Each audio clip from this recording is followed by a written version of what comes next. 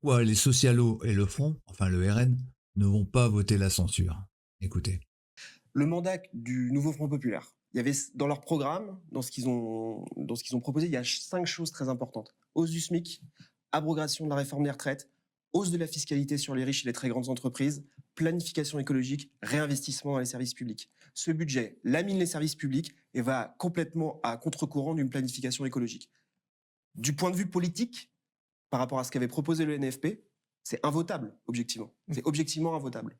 Il va y avoir dans les prochains jours une forme de surenchère comme ça, de menaces de censure, qui ne changera rien à la réalité la plus prosaïque du moment, qui est que ni le PS ni le RN ne sont dans une réelle optique de censure. On a bien vu à quel point Marine Le Pen était capable de revirements stratégiques très soudains.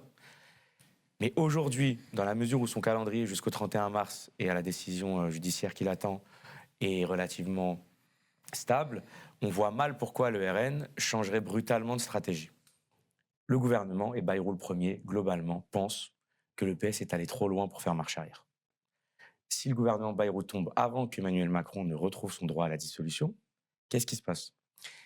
La démission d'Emmanuel Macron, dans ce scénario-là, c'est une hypothèse crédible. Le PS, aujourd'hui, n'est pas prêt à mener une campagne présidentielle.